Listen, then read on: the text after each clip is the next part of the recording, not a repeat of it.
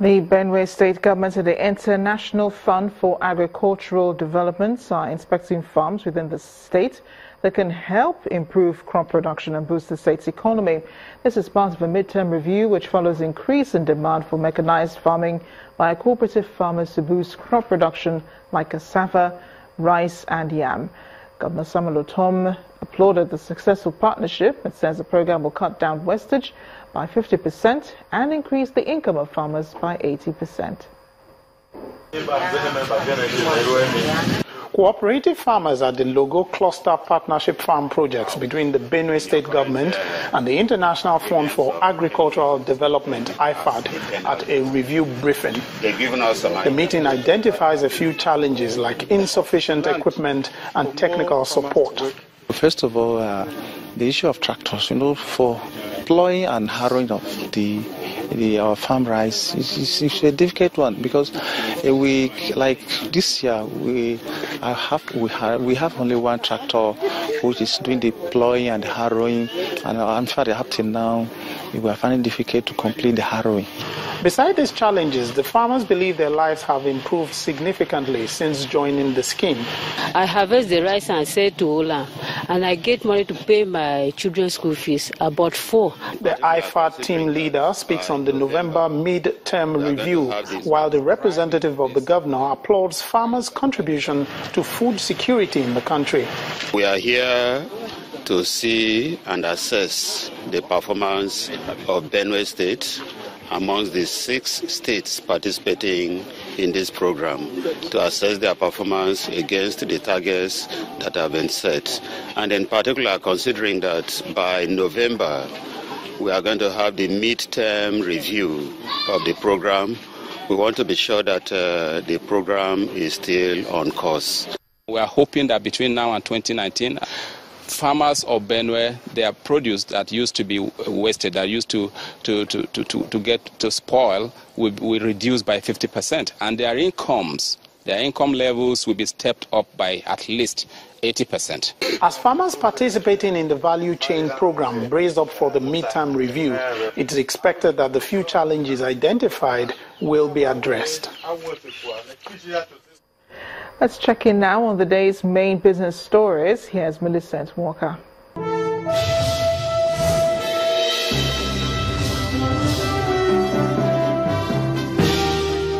Thank you, Marathi. Welcome to Business News.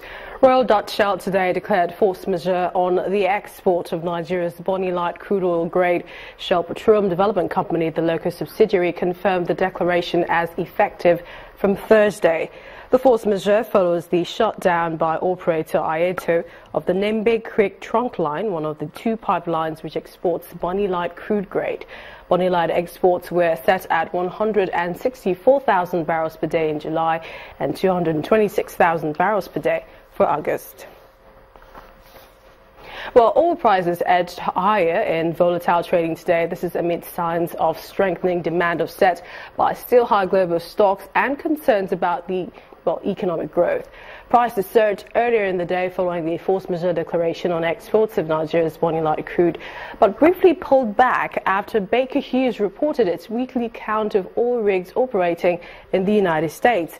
Brent crude futures, the international benchmark for oil prices, climbed 1.1% to $48.94 per barrel, while U.S. West Texas Intermediate crude futures were up 1% at $46.54. Both contracts rose about 5% this week on reports of accelerating demand growth from the International Energy Agency, crude oil import growth in China, and falling crude stocks in the United States. Oanda Nigeria PLC has issued a statement saying the energy trader is cooperating with the Securities and Exchange Commission in matters that the company described as unsubstantiated, misleading and defamatory. In the statement released on the Nigerian Stock Exchange website today, Oanda Nigeria explains that it is providing the Commission with all appropriate clarifications and rebuttals on the matters raised in a correspondence, and that they will be happy to provide full disclosure of the outcome as soon as the review is completed. Well, 2 weeks into the month of July, Nigeria's stock market sustained a straight 7th session of gains at the close of Friday's trading. Let's join BC Adebayo for more.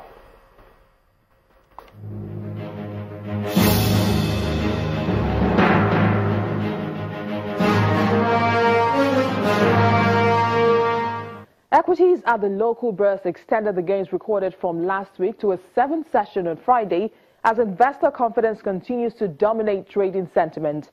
Total market value rose slightly by 1 billion naira to 11.46 trillion naira, while the all-share index gained 0.04% to close the week at 33,261.66, owing to profit taking from the oil and gas stocks and banking bellwethers.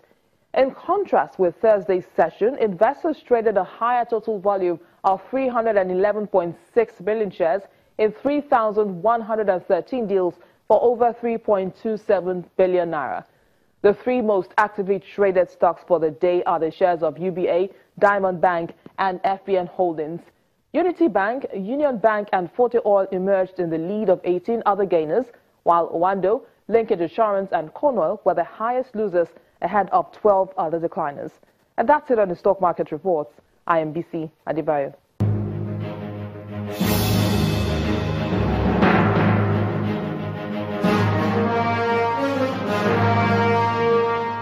And European stock markets are down today as investors digest earnings reports from U.S. banks. However, it is record high close for Asia and Wall Street as earnings season begins. Let's see the broader picture.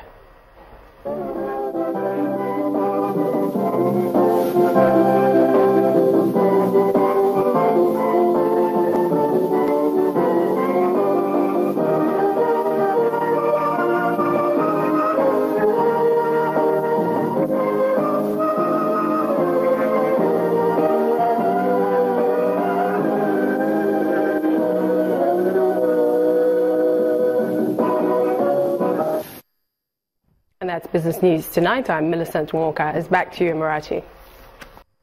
Thanks, Millicent. The International Federation of Women Lawyers, FIDA, is calling for synergy among the various groups in Edo State in the fight against trafficking and use of illicit drugs.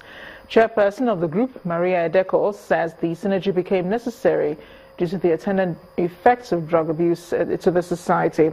The Assistant Zonal Commander of the National Drug Law Enforcement Agency, Sulaiman Usman, also appealed to the youth against the use of illicit drug.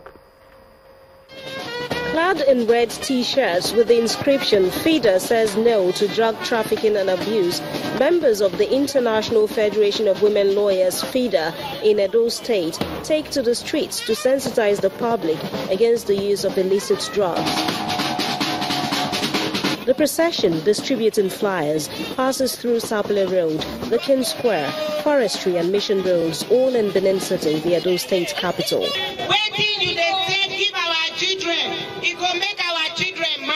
The chairperson of the body calls for synergy among various groups in the state in the fight against drug abuse and trafficking. So we are calling on mass media, government, the church leaders, traditional leaders, governments of Edo State, civil society. This is not like other advocacy program that we must continue because we cannot allow our state, our country, to be a drug using country. All the traffickers, they should leave our state. They should leave our farmland. All the small shops where they are selling them, NDLA, Edo State government, lawyers, we are ready for them now. They will leave our land.